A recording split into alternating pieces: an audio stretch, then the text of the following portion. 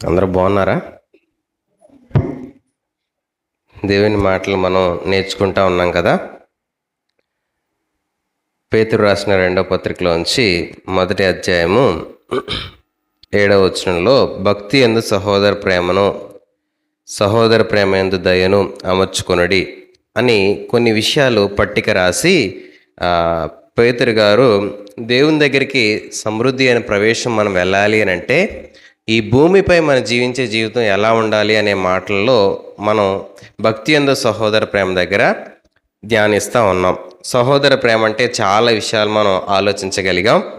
ఇప్పుడు భక్తి యందు సహోదర ప్రేమ జోడించగలిగితే అది ఎలా ఉంటుందో అనేది మనం నేర్చుకోవడానికి ప్రభు చిత్తమైతే ఆ విషయాలు దేవుడు మనకు నడిపించిన కొలది నేర్చుకోవడానికి ప్రయత్నం చేద్దాం.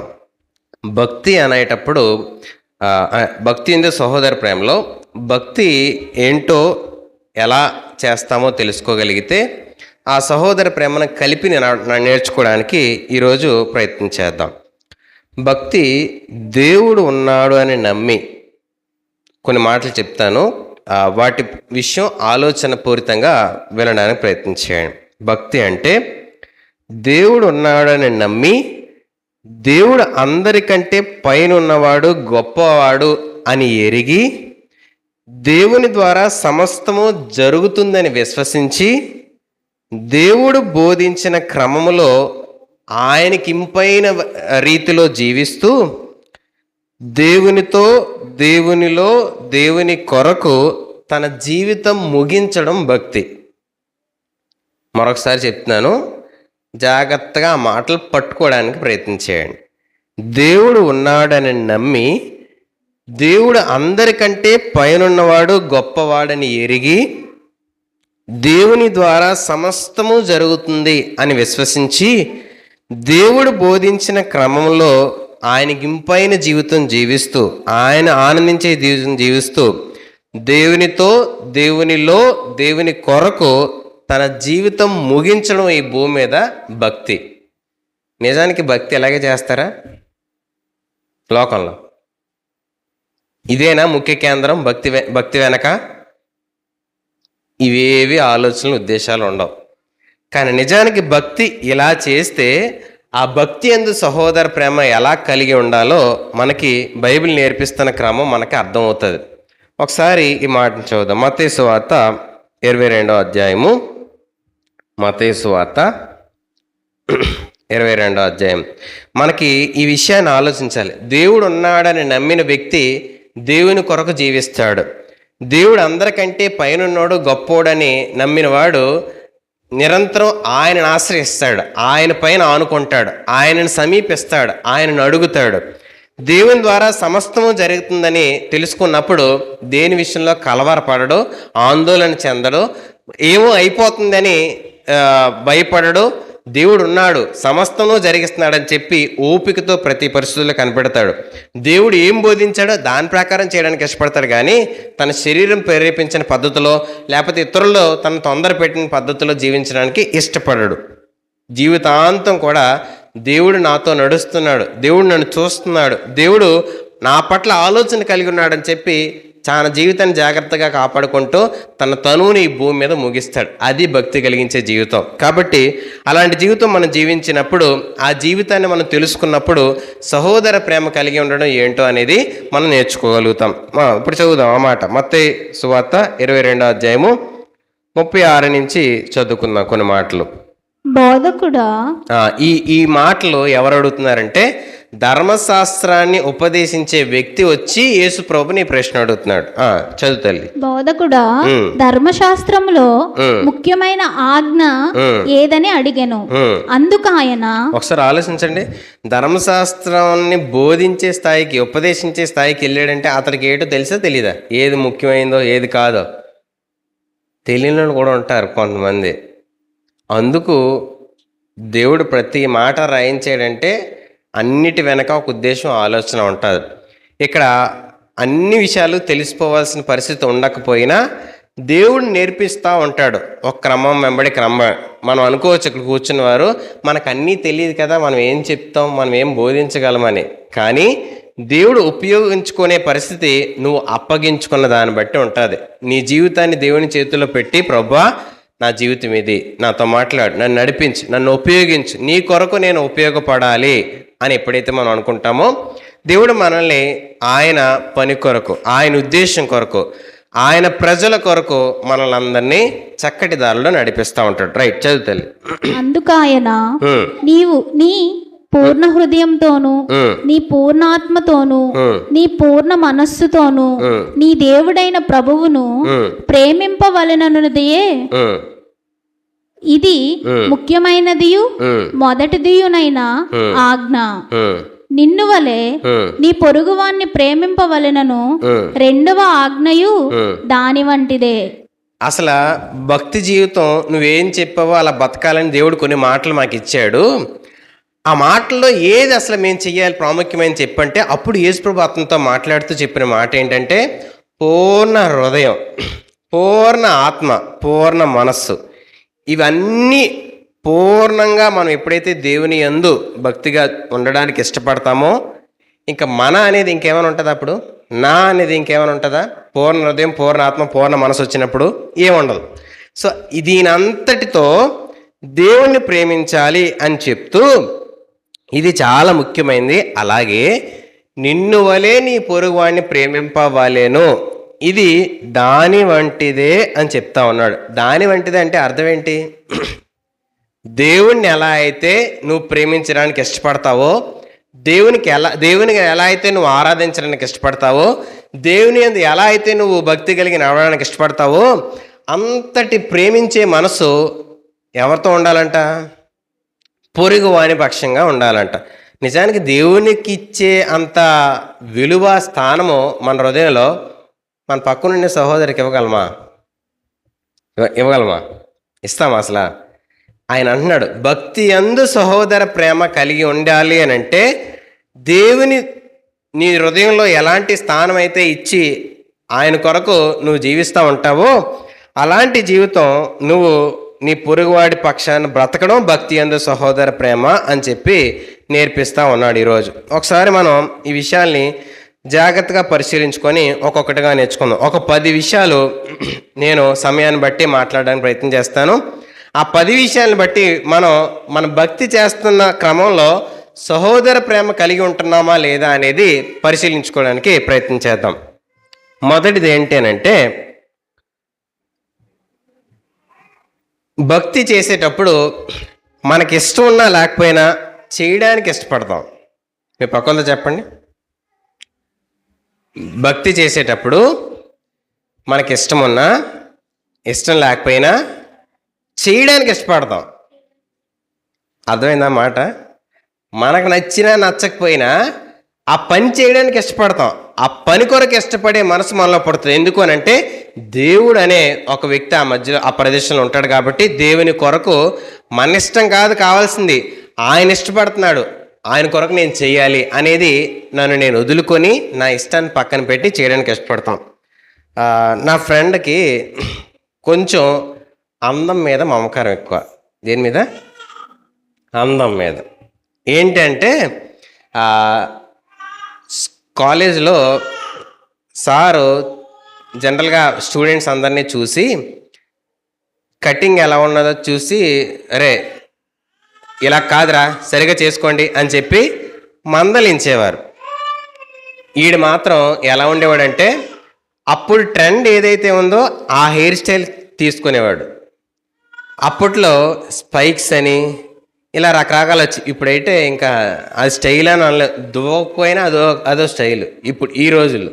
అప్పుడు ఏంటంటే స్పైక్స్ కొత్తగా వస్తున్న స్టైల్, ఇలా పైకి లేపడం, జుత్తు ఇలా ఓడడం, అప్పుడు స్ట్రైట్నింగ్ చేయించుకొని జుత్తులు ఇలా అనడం, ఇలాంటి స్టైల్స్ అన్నీ నడిచేవి. అన్నీ నడిస్తే అసలు జుత్తు దగ్గరికే ఎప్పుడు కత్తిరించేవాడు కాదు. అలాంటిది ఒకరోజు గుండు చేయించుకొని వచ్చాడు. మేమందరం ఆశ్చర్యపోతున్నాం. ఏంటనంటే, నువ్వేనా, ఈడేనా? అసలు వీడు జుత్తు దగ్గరికే కట్ చేయించుకోడు, గుండె ఎలా చేయించుకున్నాడు. ఇదంతా మేము ఆశ్చర్యపోతే అసలు ఏం జరిగిందిరా అని అంటే, ఆడు ఏం చెప్పాడంటే, మా నాన్న మొక్కు ఉందంట తిరుపతికి వస్తానని, నాకు 20 ఏళ్ళు వచ్చినప్పుడు, అందుకు వెళ్ళాను, తీయించుకున్నాను, వచ్చాను. అసలు నీకు కటింగే చేయించి గుండెలా చేయించుకోను అంటే మంచిదంటరా, పవిత్రం అంటరా. ఈ మాటలు ఆ నోట్లోంచి మాకు ఇచ్చే మంచిదంటరా, పవిత్రం అంటరా, మొక్కు అంటరా, ఇవన్నీ చెప్పాడు. ఆడికి ఇష్టం ఉందా లేకపోయిందా అసలు ఆ పని చేయడం, గుడి చేయించుకోవడం? లేదు. కానీ మొక్కుబడి పవిత్రమైనది. తిరుపతి దేవస్థానానికి వెళ్తే అక్కడ తలలేనారు అర్పించి వస్తూ ఉంటారు. ఎందుకు? అహాన్ని వదిలి దేవుడు గొప్పవాడని ఎంచి వారు దేవునిగా పూజించే పరిస్థితుల మధ్య ఆ అహాన్ని వదులుకొని ఆ పవిత్రమైన కార్యంగా అది చేస్తూ ఉంటారు. ఎందుకు చేశారు? ఇష్టం ఉండి చేస్తారా, ఇష్టం లేకపోయినా చేస్తారా? దేవుడికి ఇష్టమని చేస్తారా? దేవునికి ఇష్టమని కొన్ని పనులు చేయడానికి ఇష్టపడతా ఉంటారు. ఈరోజు ఆ దేవునికి ఇష్టం అని చెప్పి తను చేయడానికి ఇష్టపడినప్పుడు, ఈరోజు అలాగా నీ సహోదరి పక్షంగా నీకు ఇష్టం ఉన్నా లేకపోయినా వాళ్ళకి ఇష్టమని ఎప్పుడైనా చేయడానికి ప్రయత్నం చేసామా? మనకి ఇష్టం ఉన్నా లేకపోయినా నా సహోదరుడికి ఇది కావాలి, నా సహోదరుడికి ఇది అవసరం అని చెప్పి వారి ఇష్టాన్ని గుర్తించి వారి ఇష్టాన్ని గమనించి చేయడానికి ఇష్టపడ్డామా?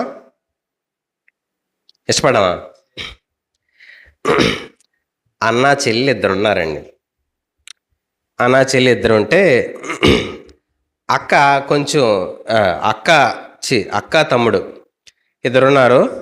అక్క కొంచెం పెద్దదవడం, తమ్ముడు కొంచెం చిన్నోడు. అక్క తన బట్టలన్నీ సర్దేసుకుంటే తమ్ముడికేమో అమ్మ చెప్పిందండి, అరే అక్క సర్దుకుంది కదా, నువ్వు కూడా వెళ్ళి సర్దుకో అన్నాడు.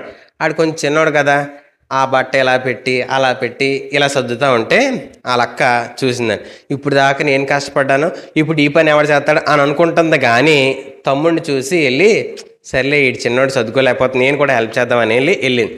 తల్లి చెయ్యక కాదు, నేర్పించడానికి. ఈరోజు తల్లులు పిల్లలకి పనులు నేర్పిస్తారా? నేర్పించరు. సుకుమారంగా పెంచుతారు. చీపురి కొట్టుకోనివ్వరు, బట్టలు మడతెట్టనివ్వరు, గిన్నెలు తోమనివ్వరు, వంట చేయనివ్వరు. రేపు పొద్దున ఆవిడ కాపురంకి వెళ్తే ఏమవుద్ది? నీ తల్లి ఎలాగైనా అందే, తల్లే తిట్లు కాస్తుంది. ముద్దు చెప్పింది తల్లే, తిట్లు కాసింది మీరు మాత్రం బొమ్మల్లా ఉండండి. తల్లి ఇవ్వకపోయినా పనిని బాధ్యతని అడిగి నేర్చుకోవాలి, పొందుకోవాలి. అది స్త్రీ ధర్మం, పురుషుని ధర్మం. పురుషుడు నేర్చుకోకూడదని కాదు, పురుషుడు కూడా నేర్చుకోవచ్చు. ఆడపిల్ల లేదు, మగపిల్ల లేదు. ఈరోజు అందరూ సమానంగా ఎదుగుతున్న క్రమంలోకి వచ్చేసాం. ఆ జనరేషన్లో మనం ఉన్నాం. అందరికీ అన్ని పనులు బాధ్యతలు నేర్పించాలి. తల్లి నేర్పించకపోతే అమ్మ నాకు నేర్పించు, నాకు కావాలి కదా, నేను నేర్చుకోవాలి కదా, నాకు చెప్పు, నాకు తెలియపరచు అని చెప్పాలి. అలా నేర్పించే క్రమం రావాలి. తల్లి చేయక కాదండి ఆ ఇద్దరు పిల్లలకి నేర్పించుకుంటారని. అప్పుడు ఆ అక్క వెళ్ళి ఆ పిల్లడితో ఒక్కొక్కటే మడత పెడుతుంది. ఆహా ఇలా మడత పెడతారా, బనీన్ అయితే ఇలా మడత పెట్టాలా, ప్యాంట్ అయితే ఇలా మడత పెట్టాలా అని చెప్పి నేర్చుకుంది. తన పని చేసి అక్క తన బట్టలన్నీ మడత పెట్టుకుని అలసిపోయినా, తనకు ఆ పని చేయడం ఆ టైంలో ఇష్టం లేకపోయినా తమ్ముడికి ఇష్టం. ఇప్పుడు తన అల్మార్ అంతా బాగుంటుంది, తన కబోర్డ్ అంతా బాగుంటుంది అని చెప్పి ఆ తమ్ముడు కొరకు చేసింది.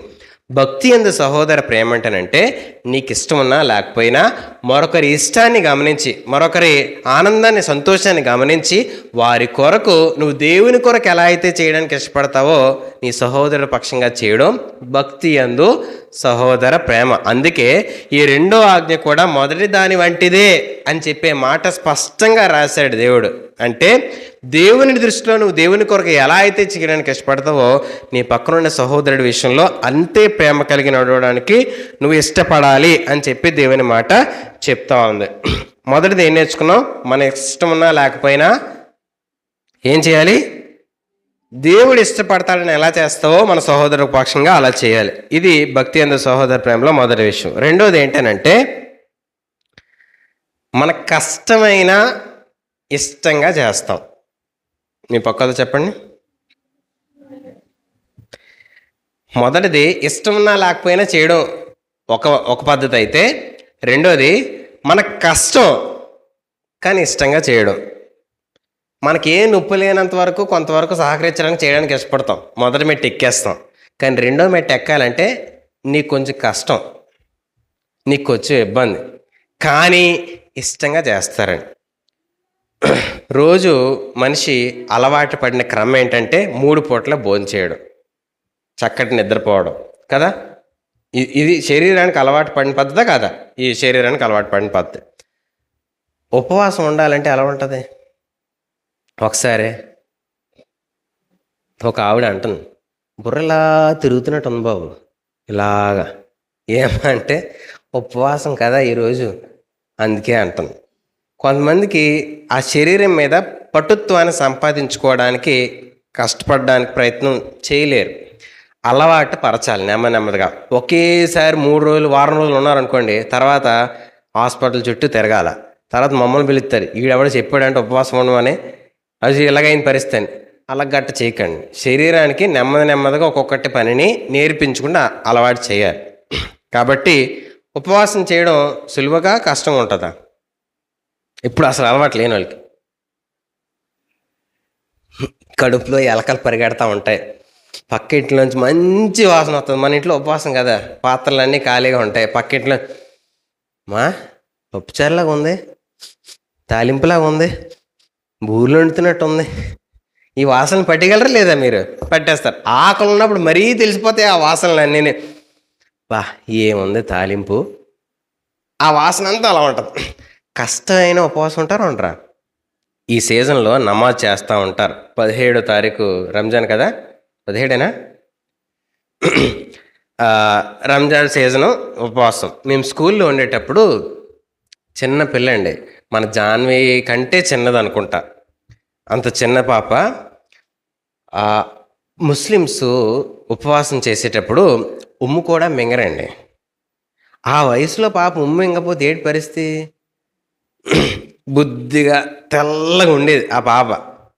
మధ్యాహ్నం టైంకి పాపం ఆ శరీరంలో సాయంత్రం తింటారో ఏమయ్యేదో తెలియదు, వామిటింగ్స్ అయిపోయి ఆ పాప కక్కుతుంటే అందరం మేము మా ఫ్రెండ్ హాజీ అని ఆడి చెల్లి అనమాట తను. ఈడేమో మాతో 8th క్లాస్లో ఉండేవాడు. ఆ పాప చిన్నది. ఆ పాపను చూస్తే చాలా జాలేసేది. ఎందుకురా ఎంత కష్టం, ఆ పిల్లలకైనా ఎందుకురా మీరు చేసిన పర్లేదు, అలా అంటావేంటి, రంజాన్ సీజన్ ఇది చెయ్యాలి అని అనేవాడు. ఆ భక్తి చేయడానికి అదంత కష్టమైన ఆ పిల్లని ఎలా ఒప్పించారో నాకు తెలియలేదు, కానీ ఆ పాప ఏదైనా ఇచ్చినా అనేది, దగ్గరికి పిలిచినా వచ్చేది కాదు. ఏదో తెలియని దేవుడు అంటే ఒక భయం ఆ తల్లిదండ్రులు నేర్పించగలిగారు. అది మంచి చెడ్డ అదొక బుద్ధ మూర్ఖత పక్కన పెడితే ఒక క్రమం నేర్పించడానికి తల్లిదండ్రులు సక్సెస్ అయ్యారు, పిల్ల కూడా ఒప్పుకున్నదండి. ఈరోజు ఇంత ఎదిగిపోయిన పిల్లలు మనకున్న యవనస్తులున్న ఒక పద్ధతి చెప్తే దేవుడికి ఇది ఇష్టం అని అంటే కష్టంగా ఫీల్ అవుతారా, ఇష్టంగా ఫీల్ అవుతారా? దేవుడికి ఇది ఇష్టం చెయ్యంటే ఏం చెప్తారు? నువ్వండి చేస్తావు, చేసుకో, ముసలిదానివి పెద్ద అని చెప్పి పిల్లలు ఏం చేస్తారు? యవనస్తులు తోసిపుచ్చేస్తారు ఈజీగా సులుగా. ఆ పాప అలా తోసిపుచ్చలే. శరీరానికి కొంచెం కష్టం అంటే ఇష్టపడదు. ఆల్నేట్ పేరుకి రండి అంటే వస్తారా? తెల్లారి పేరులోనే ఎలా రెప్పలు పడిపోతే నోరు ఎలా తెరిచి వదిలేస్తే రాత్రి ప్రార్థన అంటే కూర్చోగలమా? ఓపిక పట్టగలం. శరీరం ఎలా ఉంటుంది? అయినా చేస్తారా చేయరా? భక్తిలో చేస్తారా చేయరా?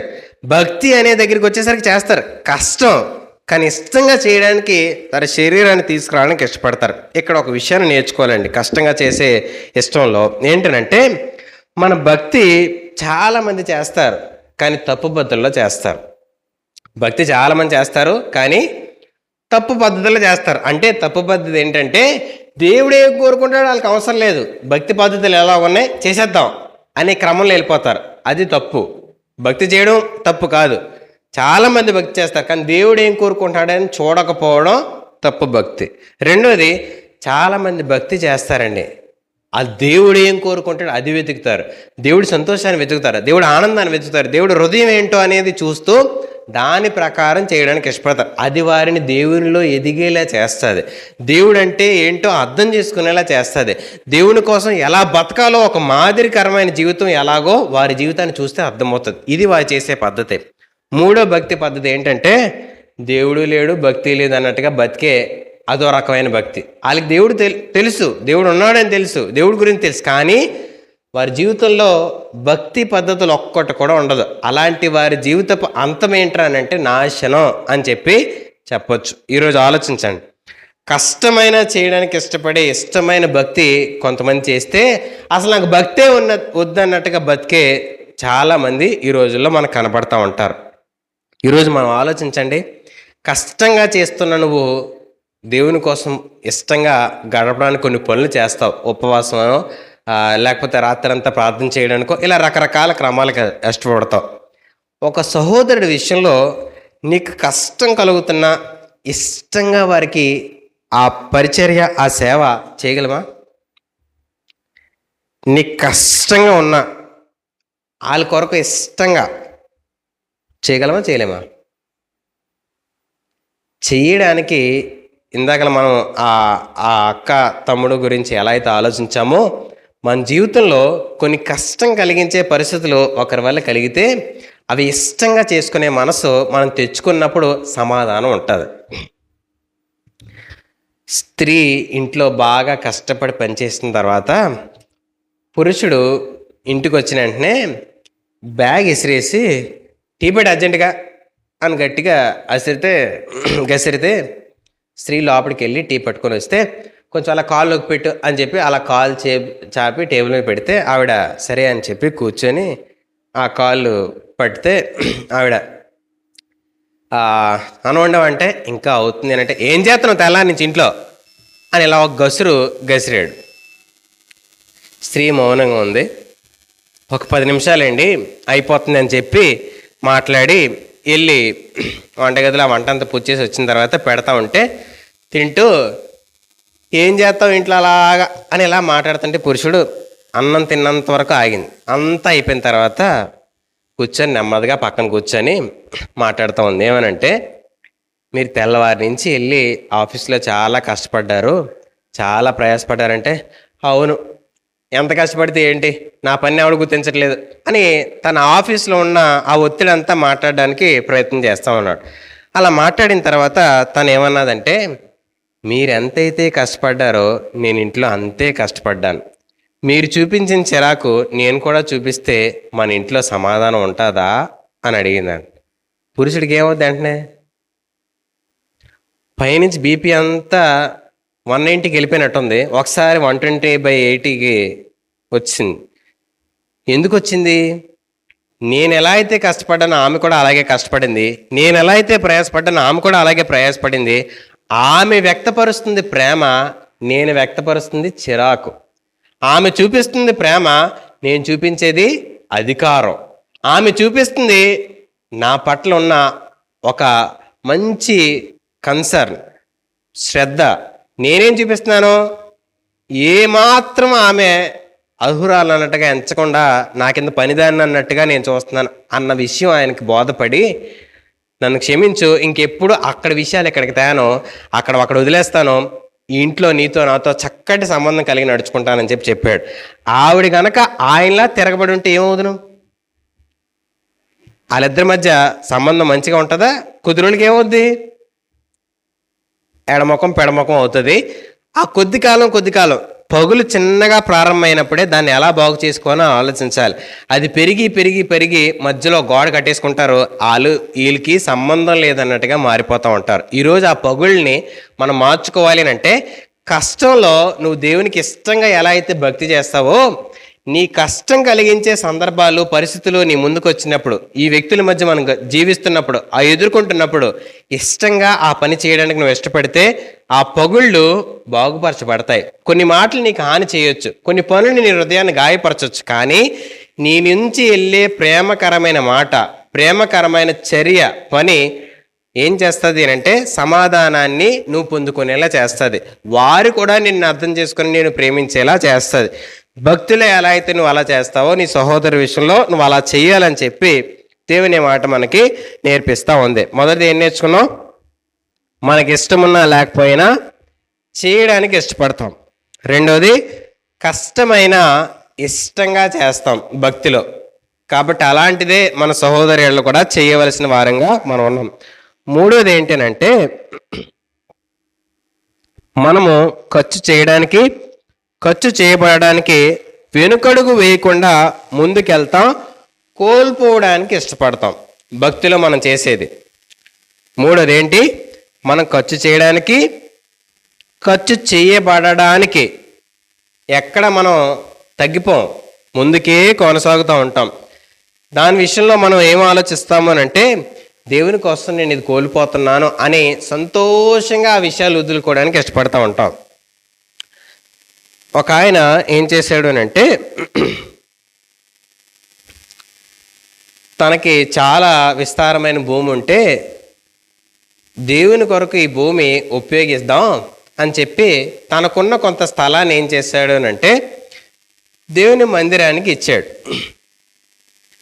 ఈ మందిరానికి ఇచ్చిన తర్వాత చాలామంది ఏమనుకున్నారంటే, నీకు పిల్లలు ఉన్నారు కదా, వాళ్ళకు ఉపయోగపడుతుంది కదా, భవిష్యత్తులో వాళ్ళ కోసం ఉంచాల్సింది కదా, దేవుని మందిరానికి అందరూ సహకరిస్తారు కదా, నువ్వు ఒక్కడే భారం అంతా నీ మీద వేసుకోమని ఎవరు చెప్పాడు అని చెప్పి చాలామంది రకరకాలుగా మాట్లాడుతూ ఉంటే ఆయన ఏమన్నాడు అని అంటే, దేవుడు నాకు ఇచ్చాడు, ఈరోజు నేను బతుకున్నాను, నేను చచ్చిపోతే అది ఏమవుద్ది అని అడిగేవాడంట ఆయన. అంటే ఆయన భక్తిపరుడే కాదా? దేవుడు అంటే ఏంటో ఒక తెలియని భక్తి ఆయన హృదయంలో ఉంది. అంతమంది అన్ని రకాలుగా మాట్లాడుతున్నా తను మాత్రం దేవునితో తనకున్న సంబంధాన్ని వ్యక్తపరచడానికి చాలా చక్కగా మంచి ఆలోచన కలిగి ఉన్నాడు. అయితే ఆయన ఆ స్థలాన్ని ఇచ్చిన తర్వాత ఎంతమంది ఎన్ని రకాలుగా మాట్లాడుకున్నా తన లోపల ఉన్న ఒకే ఒక ఆలోచన ఏంటంటే, నేను చేస్తున్న పని దేవుని కొరకు ఖర్చు, నాకు ఇచ్చిన దాంట్లో నేను ఖర్చు పెడుతున్నాను, దేవుడు నాకు ఇచ్చిన దాన్ని దేవుని కొరకు వినియోగిస్తున్నాను అని చెప్పి ఆయన చేస్తూ ఉన్నాడు. ఇప్పుడు ఒకసారి ఆలోచించండి, అలా ఖర్చు పెట్టగలిగిన ఆయన దేవుని కొరకైతే ఇచ్చేశాడు, కానీ మరొక అనామకుడు తెలియని వ్యక్తికి అయితే ఇవ్వగలడా? మనకు చాలా ఉంది కదా సమృద్ధిగా. వాళ్ళు కొంచెం లేమిళ్ళలో ఉన్నారు, అక్కరలో ఉన్నారు, అవసరతలో ఉన్నారు, సమృద్ధి నాకుంది, దేవుని కొరకైతే ఎంతైనా వేసేస్తావారు, కానీ పలానా వ్యక్తికి అవసరం కదా, ఇస్తే బాగుంటుందని ఎందుకు ఆలోచన రాదు? భక్తిలో దేవుని కొరకు నువ్వు ఎలా అయితే చేస్తున్నావో నీ సహోదరుడికి అలా చేయి అని చెప్పి బైబిల్ చెప్తా ఉంది. ఈ లోకంలో చాలా పద్ధతుల్లో భక్తి కొరకు చాలామంది చాలా రకాల ప్రయత్నాలు చేస్తారు, కానీ సాటి వ్యక్తిని పట్టించుకోరు. ఒక వీడియో చాలా వైరల్ అయ్యిందండి, మీరు అందరూ చూసే ఉంటారు, న్యూస్లో కూడా వచ్చింది. ఒక ఆయన క్యాన్ నిండా పాలు ఏం చేస్తున్నాడు, నీటిలో పోసేస్తూ ఉన్నాడు. ఒక పాప వచ్చి ఒక చిన్న పాత్ర పెడితే ఆ పాత్ర నుంచి పక్కకి తీసి మరీ కింద వేసేస్తూ ఉన్నాడు. చూస్తున్న నీ ముందున్న సహోదరుడికి ఒక అవసరం ఉంటే అక్కర్తుంటే తీర్చలేకపోతే నువ్వు దేవుడిని ప్రేమిస్తున్నావు అనడానికి అది నిజమా అబద్ధమా? అబద్ధమే కదా. ఈరోజు ఆలోచించండి, నువ్వు ఖర్చు చేయడానికి కానీ నువ్వు ఖర్చు అయిపోవడానికి కానీ భక్తిలో నువ్వు ఇష్టపడతావు ఆ దేవుడికని. ఎందుకు? పుణ్యం వస్తుందనా, నీ పాపం పోతుందనా, ఇంకేదో నువ్వు అనుకున్నది సాధించుకుంటావనా? ఇవి కాదా భక్తి వెనకాతలు మన ఆలోచనలు? భక్తి చేస్తున్న వెనకాతలు మనకున్న ఆ అంతరంగం? అలా చేస్తున్న నీవు నీ సహోదరుని తృణీకరిస్తే నీ భక్తే అబద్ధం అని బైబిల్ చెప్తా ఉంది. ఈరోజు ఆలోచించండి, మొదటిది మనం నేర్చుకున్నాం, మనకిష్టమున్నా లేకపోయినా ఇష్టపడి చేస్తాం భక్తిలో. మరి నీ సహోదరుడి విషయంలో ఎందుకు అలా చేయలేకపోతున్నావు అని దేవుడు ప్రశ్నిస్తాడు. రెండవది, మనకు కష్టమైనా అది ఇష్టంగా చేస్తాం భక్తిలో. నీ సహోదరుడి విషయంలో, నీ పొరుగువాడి విషయంలో, నీ పక్క నుండి ఏ వ్యక్తి విషయంలో అయినా నువ్వు అలాగే చేయాలని బైబిల్ హెచ్చరిస్తూ ఉంది. మూడోది, మనం దేవుని కోసం ఖర్చు చేస్తాం, ఖర్చు చేయబడడానికి ఇష్టపడతాం. మన ఇతరుల అవసరతలు ఉన్న వారి విషయంలో కూడా అలాగే చేయాలి. నాలుగవది ఏంటనంటే, మనకు కలిగిన శ్రేష్టమైనవి దేవుని కొరకు ఇచ్చుకోవడానికి ఇష్టపడతారండి. మనకు కలిగిన శ్రేష్టమైనవి ఇస్తారా ఎవరా?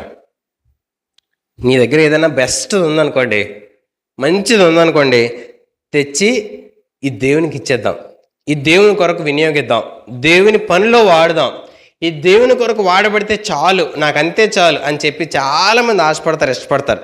ఎందుకో దేవుడికి ఇవ్వాలంటే అది భక్తి పద్ధతిలో ఒకటి కాబట్టి మనకున్న దాంట్లో దేవునికి ఇచ్చి, ప్రభా ఇది నీది, ఇది నీ పనిలో వాడాలి, నీ వ్యక్తులకి ఇది ఉపయోగించాలని చెప్పి చాలామంది తెచ్చి దేవునికి ఇస్తూ ఉంటారు వారికి ఉన్న శ్రేష్టమైనవి. ఒక వ్యక్తి ఏం చేశాడు అని అంటే డ్రాగన్ ఫ్రూట్ పంట వేసాడండి. డ్రాగన్ ఫ్రూట్ తెలుసా? ఎంత ఉంటుంది ఒక పండు? కేజీ కాదు, ఒక పండు అంటున్నాను. బ ధనం డబ్బులు 150. మేము ఒక్కాయే 100 కొన్నాను నేను. 100 రూపాయల పండు. నేను దాంట్లో ఏముంటాయని వెతికినప్పుడు మిగతా పళ్ళలో ఉన్నవి అందులోనే ఉన్నాయి. 100 రూపాయలు పెట్టి ఈ పండులో ఇన్ని పోషకాలు తినాలంటే ఆ రుచి కావాలంటే చాలామంది ఏం చేస్తారు, తింటారు. కానీ అందులో దొరికేవి ఆరెంజ్లో కూడా దొరుకుతాయి, అందులో దొరికేవి మిగతా కివీస్లో కూడా ఇలా రకరకాల వాటిల్లో దొరుకుతాయి. కానీ ఆ సీజన్లో ఆ పండు తినాలని ఆశగా చేస్తూ ఉంటారు. అయితే ఆ పంట పండించి ఒక వ్యక్తి 50 కేజీలు ఉంటుంది కదా సంచి, దాని నిండా ఆ పళ్ళు వేసుకొని వచ్చి మందిరం దగ్గర తీసుకొచ్చాడండి. ఎంత ఖరీదు ఉంటుంది అవి? ఒక పళ్ళే 100 అంటే ఆ బ్యాగ్ నిండా తెచ్చిన పళ్ళు ఎంతో రేటు ఉంటాయి కదా. పాస్టర్ గారు అవి వెళ్ళి చూసి, ఇన్ని పళ్ళు ఇంట్లో ఎంతమంది ఇన్ని ఎవరు తింటారా బాబు అని అంటే, దేవుడికి ఇవ్వాలనుకున్నానండి ఫస్ట్ వచ్చిన పంట, అన్నీ కోసాను ఫస్ట్ వచ్చింది అంటే. ఎంత పెద్ద పంట అయింది, చాలా పెద్ద పంట. పాస్టర్ గారు ఏం చేశారంటే కొన్ని తీసి అక్కడ పట్టి పద అని చెప్పి ఆ మూట బండి ఎక్కించి, అదేంటండి మళ్ళీ బండి ఎక్కిస్తున్నారు, పదరా అని చెప్పి ఆ మూట తీసుకెళ్ళి ఆ బండి మీద పెట్టి అని చెప్పి ఆయన్ని కూర్చోబెట్టి పద అని చెప్పి తీసుకొని వెళ్ళి ఆర్ఫనేజ్ పిల్లలు, అనాథ పిల్లల శరణాలయం తీసుకెళ్ళి అక్కడ ఆ మూట దించరండి. ఇక్కడికేం తీసుకొచ్చారండి, దించు నువ్వు అంటే దించాడు ఆయన. దించిన తర్వాత ఆ పళ్ళని తీసుకెళ్ళి అమ్మ పిల్లలకి పెట్టండి అంటే అన్నీ పట్టుకొని వెళ్ళి వాళ్ళు కోసి ఆ పిల్లలకి పెడతా ఉంటే అక్కడ కొంచెంసేపు ఆ పాస్టర్ గారు ఆయన కూర్చున్నారు.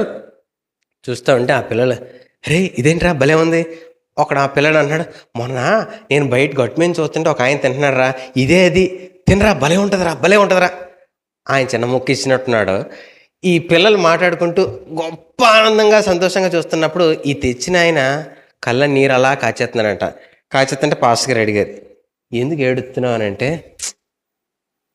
దేవుడికి ఇచ్చి ఏదో చేద్దామని నాకు అనిపించినా మీరు చేసిన పని చాలా బాగుందండి, ఈ పిల్లలకి ఎవరిస్తారండి, ఎవరు చూస్తారు కదా, దేవుడికి నువ్వు ఇవ్వాలనుకునే నీ శ్రేష్టమైన పంట ఉంది, ఒక అక్కర అవసరతలో ఉండే వ్యక్తులు ఉంటారు, వాళ్ళకి ఇవ్వాలి, వాళ్ళకి చెయ్యాలి, వాళ్ళ అవసరత చూడాలని నీకు ఎందుకు అనిపించదురా అని అంటే, ఇప్పుడు నేర్పించారు కదండి ఈసారి నేను చేస్తానండి అని చెప్పి అని అనడం ఆ వ్యక్తి నేర్చుకున్నాడు. ఈరోజు ఆలోచించండి, శ్రేష్టమైంది పాస్టర్ గారికి ఇచ్చేద్దామని, శ్రేష్టమైంది పాస్టమ్మ గారికి ఇచ్చేద్దామని, శ్రేష్టమైంది దేవుని సేవకులకు ఇచ్చేద్దామని, దేవుడికి ఇచ్చేద్దామని ఈ మనిషి ఈ ఆలోచన భక్తులు అందరూ చేసేదే. అయితే ఇది ఇవ్వడం నీకు మంచిదే ఇవ్వచ్చు, కానీ అది నీ సహోదరుడి కన్నా అవసరతలో నీ శ్రేష్టమైన వినియోగించలేకపోతున్నావు అని అంటే నీ భక్తి నిజంగా అబద్ధమా? అబద్ధమేనా? అలా అబద్ధమే కదా. ఎందుకు అబద్ధం? దాని వెనకాతలు ఏదో దురుద్దేశం ఉంది, వెనకాతలు ఏదో తెలియని ఆ చెడ్డ ఆలోచన ఉంది. ఈరోజు మంచి ఆలోచన, దేవుని కొరకు నువ్వు ఎలా అయితే వినియోగించడానికి శ్రేష్టమైనవి ఉపయోగిస్తావో నీ పొరుగు వాని కొరకు కూడా అంతే శ్రేష్టమైనవి ఉపయోగిస్తావు. ఒక ఆయన ఒకసారి బయటకు వెళ్ళిపోయేటప్పుడు, అమ్మ ఒకసారి బ్యాగ్ ఉంటే ఇస్తారా, నేను మళ్ళీ తెచ్చినప్పుడు ఇచ్చేస్తాను, కొంచెం పెద్ద బ్యాగ్ లేదని అంటే, మనం ఇంట్లోకి వెళ్ళి పాత బ్యాగ్ ఇస్తావా, నువ్వు వాడుకునే బ్యాగ్ ఇస్తావా? పాత బ్యాగు జిప్ సరిగా లే, అసలే ప్రయాణంకి వెళ్ళడానికి అడుగుతున్నాడు, నువ్వేంటి జిప్పులు సరిగా లేనివి, కుట్లు వదిలేసినవి, సిరిగిపోయింది, కింద కన్నం ఉంది ఇస్తే పొరపాటున పరస అందులో పెడితే ఆ పరస కన్నంలో కింద పోతే నువ్వు ఇచ్చింది ఆయనకి మేలు అవుద్దా కీడవుద్దా? పొరపాటున ఆవిడ దగ్గరికి వెళ్ళాను, ఇంకెప్పుడు ఆవిడ దగ్గరికి.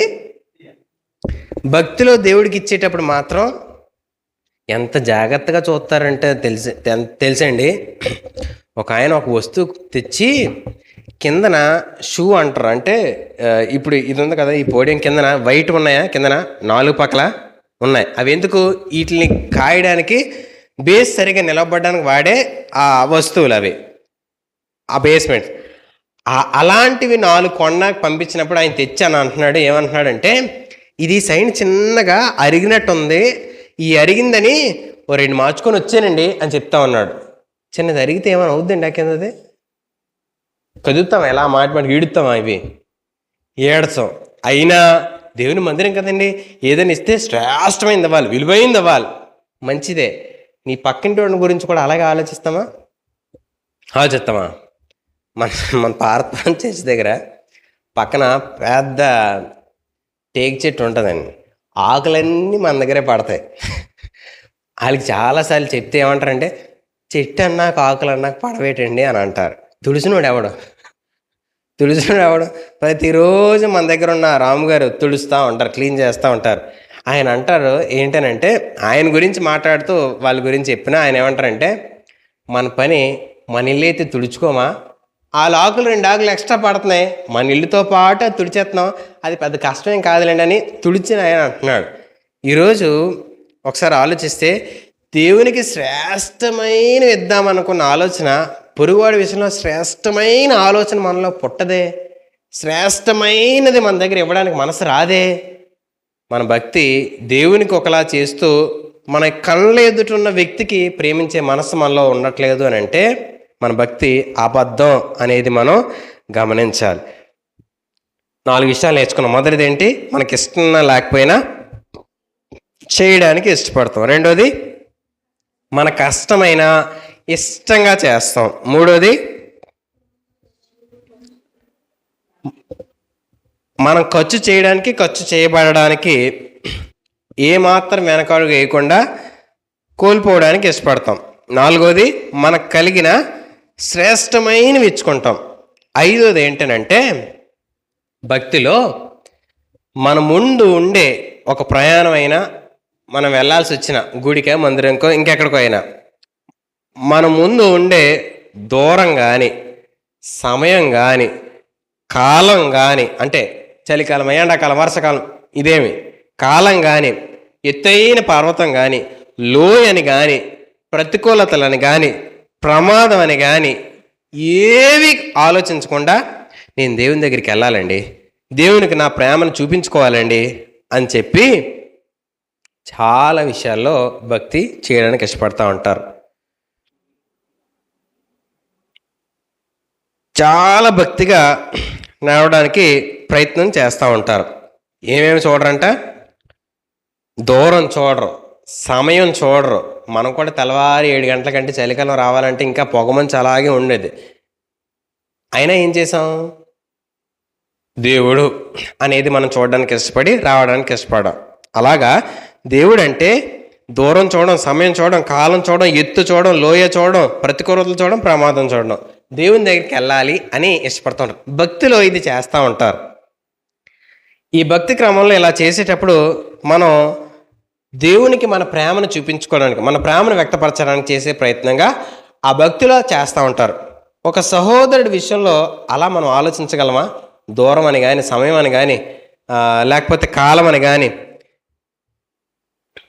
ఎత్తు అని కానీ, లోతని కానీ, ప్రతికూలతలను, ప్రమాదం, ఇవేమీ ఆలోచించకుండా సహోదరుడి కోసం మనం చేయగలమా? ఒకసారి మేము మీటింగ్కి వెళ్ళిన తర్వాత ఆ మీటింగ్స్ అన్నీ అయిపోయి తిరుగు ప్రయాణంలో బయలుదేరాం. మేము 3 ఉన్నాం. పాస్టర్ గారు, నేను, ఇంకో పాస్టర్ గారు ఉన్నారు. అయితే ఆయన వెళ్ళాల్సిన గమ్యమేమో కాకినాడ, మనం రావాల్సింది వైజాగ్. ఇప్పుడు వైజాగ్ రావాలంటే రాజమండ్రి మీద నుంచి వచ్చేస్తే మాకు ఒక 60 కిలోమీటర్లు తగ్గుతుంది. ఈ కాకినాడ వెళ్ళి ఇదంతా తిరగడం బదులు ఒక 60 కిలోమీటర్లు తగ్గుతుంది, పైగా హైవే. ఇప్పుడు అటు వెళ్ళాం అనుకోండి, 60 కిలోమీటర్లకి ఆ రోడ్డు సరిగా ఉండదు, ఆ లోపల లూప్లోకి కూడా వెళ్ళాలి. ఇదంతా ప్రయాస. పాస్టర్ గారు ఏమన్నారంటే, అరే ఆ పాస్టర్ గారిని దింపేసి మనం వైజాగ్ వెళ్ళిపోదాం అన్నారు. రాత్రి మేము బయలుదేరిందే 10, వైజాగ్ రావడానికి తెల్లారి 3 అయిపోద్ది. ఇప్పుడు అటు వెళ్ళాలంటే ప్రయాస, ప్రయత్నం పెరుగుతుంది. సరే అండి వెళ్ళిపోదాం అని మేము అనుకుంటున్నాం. అనుకునేటప్పుడు అన్న ఒక ఆలోచన చెప్పారు మాకేంటనంటే, ఇప్పుడు మన దగ్గర బండి లేదు అనుకుందాంరా అంటే, సరే అండి బండి లేదు. ఆయన దగ్గర బండి ఉంది అనుకుందాం, ఆయన మనల్ని వదిలేసి వెళ్ళగలడా అని అడిగారు. వెళ్తాడా చిన్న పాస్టర్ గారు? ఏం ఆలోచిస్తాడు? అన్నను వదిలేసి ఎలాగెళ్ళిపోతాను, ఈయన ఎలాగన్నా ఆ గమ్యానికి చేర్చి అప్పుడు నేను ఎలాగోలా వెళ్ళొచ్చు, ఏదో రకంగా నేను వెళ్ళిపోవచ్చు అని చెప్పి ఆయన ఆలోచిస్తాడు కదరా. మరి మన స్థాయిని దేవుడు పెంచినప్పుడు, ఆయన స్థాయిని దేవుడు తక్కువలో ఉన్నాడు, ఆయన గురించిన ప్రేమ మనకు లేకపోతే, దేవుని ప్రేమించినట్టుగా ఆ వ్యక్తిని మనం ప్రేమించకపోతే మన భక్తి నిజమా అబద్ధంరా అని అడిగారు. ఆలోచించండి.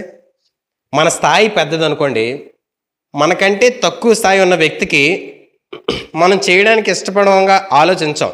కానీ చిన్న స్థాయి పెద్ద స్థాయిలో ఉన్న వ్యక్తి గురించి ఆలోచించరా? ఇంకో ఉదాహరణ ఆలోచిద్దాం. మీ ఇద్దరు మార్కెట్కి వెళ్ళారు అనుకోండి. వచ్చేసేటప్పుడు ఆ బ్యాగులు బరువు ఉన్నాయి, ఇద్దరువేనే. ఆ ఇద్దరిలో ఒక వ్యక్తి స్థాయి చాలా చిన్నది, చిన్న కూలి పని చేసుకునే వ్యక్తి. మరొక స్థాయి ప్రెసిడెంట్ గారు అనుకుందాం. ఆ బ్యాగులు బరువు మోస్తుంటే ఆ చిన్న స్థాయి సరేనండి మీరు వెళ్ళిపోండి నేను ఇంటికి వెళ్ళిపోతాను అని వదిలేయగలడా? ఆయన్ని వదిలేయగలడా? ఏమంటాడు? నేను వస్తానండి మీతో పాటు, మీ బ్యాగులు పట్టుకుంటాను, మీ ఇంటి వరకు నేను వస్తానని చెప్పి ఆయనతో పాటు ఆ బ్యాగులు మోసి ఆయన ఇంటి దగ్గర దింపి ఈయన వెళ్ళిపోతాడు. ఇప్పుడు ఆయన ఇంటి దగ్గర దింపేశాడు కదా, ఇంటికి వెళ్ళిపోయేటప్పుడు ఉండరా నీతో పాటు నేను వస్తాను, నీ బ్యాగ్ కూడా నేను మోస్తాను పెద్దింటి ఆయన అంటాడా? ఏమంటాడు? సర్లేరా నన్ను దింపేశావు కదా, నీ బ్యాగ్ మోసుకొని వెళ్ళిపో. వదిలేడా? అదే ఆ విషయం. ఏంటనంటే దేవుని దగ్గరికి వచ్చిన తర్వాత నువ్వు దూరం చూడవు, ఎత్తు చూడవు, లోయ చూడవు, ప్రతికూలతలు చూడవు, ప్రమాదం చూడవు, ఏది చూడవు దేవుని కొరకు. నీ సహోదరుడి కోసం అలా చేయగలవానంటే దేవుడు కాబట్టి చేసాం, వీడి కోసం నేను ఎందుకు చేయాలి అన్న ఆలోచనే మనలో పుడతాది. భక్తి యందు సహోదర ప్రేమ అంటే బైబిల్ చెప్తున్న పద్ధతి, నువ్వు దేవునికి ఎలా అయితే చేస్తావో నీ సహోదరుడికి అలా చేయి. దేవుని పక్షంగా ఎలా ఉండడానికి ఇష్టపడతావో నీ సహోదరుడి కోసం అలా చేయి. ఒక పైనుండే స్థాయి కోసం కిందనున్న స్థాయి వ్యక్తి ఆలోచిస్తాడు, అమ్మో ఆయన ఎలాగా, ఆయన గురించి మనం ఆలోచించాలి. కానీ పైన ఉండే వ్యక్తి కింద ఉండే వ్యక్తి గురించి ఆలోచిస్తాడా? ఆలోచించడు. మనం అలా ఆలోచించగలగడమే భక్తి యందు సహోదర ప్రేమ కలిగి ఉండి జీవించడం. 5 విషయాలు నేర్చుకున్నాం. మరొక 5 విషయాలు వచ్చేవారు నేర్చుకోవడానికి ప్రయత్నం చేద్దాం. ఆలోచించండి. భక్తి యందు సహోదర ప్రేమనంటే బైబిల్ చెప్తున్న విషయం, నేను దేవుని కొరకు, దేవుని పక్షంగా, దేవుడు అనే మాట దగ్గర నేను చేయడానికి ఇష్టపడుతున్నవన్నీ కూడా నా సహోదరుడి పక్షంగా నేను చేయకపోతే నేను చేస్తున్నాను అనుకున్న భక్తి అబద్ధం, అది నన్ను దేవుని దగ్గరికి తీసుకువెళ్ళలేదు. ఈ భూమి మీద దేవుడు కోరుకున్న జీవితాన్ని జీవించేలాగా నన్ను చేయదు. కాబట్టి 5 విషయాలు జ్ఞాపకం చేసుకోండి. మనకిష్టం ఉన్నా లేకపోయినా చేయడానికి ఇష్టపడే భక్తి క్రమం మనకు తెలుసు. మరి మా సహోదరి విషయంలో తెలుసుకున్నామా లేదా? రెండోది, మన కష్టమైనా ఇష్టంగా చేస్తాం దేవుడి కొరకు అయితే, మరి మన సహోదరుల కోసం ఎందుకు చేయలేకపోతున్నాం? మూడోది, మనం ఖర్చు చేయబడడానికి, మనం ఖర్చు అయిపోవడానికి, మనం కోల్పోవడానికి, చాలా వదులుకోవడానికి ఇష్టపడుతూ ఉంటాం దేవుని కొరకు భక్తిలో. మరి సహోదరి విషయంలో ఎందుకు అలా చేయలేవు? నాలుగోది, మనం కలిగిన శ్రేష్టమైనవి, విలువైనవి దేవునికి ఇవ్వడానికి ఇష్టపడుతూ ఉంటాం భక్తిలో. మరి సహోదరుడి విషయంలో ఎందుకు అలా చేయలేవు?